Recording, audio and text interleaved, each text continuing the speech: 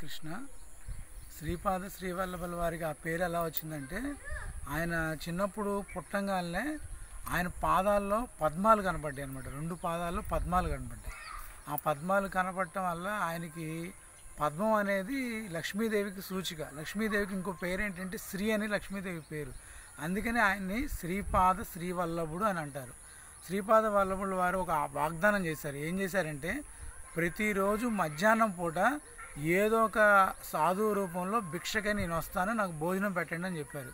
ఇప్పుడు కూడా పిఠాపురంలో ప్రతిరోజు అన్నదానం చేస్తారు. ఫ్రీగా అందరికీ భోజనం పెడతారు.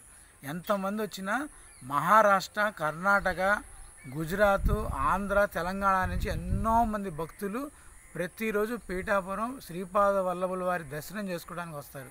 శ్రీపాద వల్లభుల వారు అభయం ఇచ్చారు. ఏంటంటే, ఆయన జీవిత చరిత్రని ఎవరైతే పారాయణ చేస్తారో వాళ్ళు ఏమేమి కోరికలు కోరుకున్నా అవన్నీ అనుగ్రహిస్తానని శ్రీపాద వల్లభుల వారు వాగ్దానం చేశారు. శ్రీపాద వల్లభుల వారి పాదుకలు నిజ పాదుక దర్శనం ప్రతిరోజు తెల్లవారుజామున 5 నుంచి 6 వరకు నిజ పాదుక దర్శనం మనకు కలుగుతుందన్నమాట పిఠాపురంలో.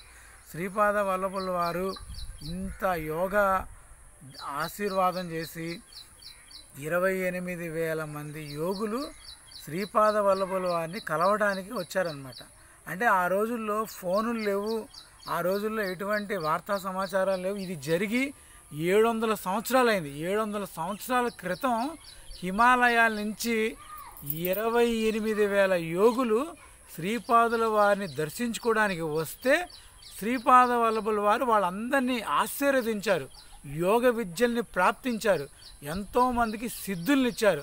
అంత గొప్ప యోగైన శ్రీపాద వల్లభుల వారిని మన ఆంధ్రాలో పిఠాపురంలో ఉన్నారు. అక్కడ మీరు అందరూ వెళ్ళి దర్శించుకోండి. అక్కడ రూములు, లాకర్లు సదుపాయం కూడా ఉంది. అక్కడ ఉన్న రూములు ప్రతి ఒక్కరికి ఫ్రీగా ఇస్తారు.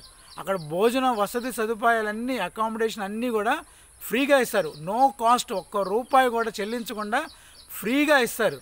మన ఆంధ్రాలో ఉన్న ఈ అవకాశాన్ని దత్తభక్తులందరూ వినియోగించుకొని శ్రీపాద వల్లభుల వారిని దర్శనం చేసుకోవాల్సిందిగా అందరినీ ప్రార్థిస్తున్నాను. హరే కృష్ణ.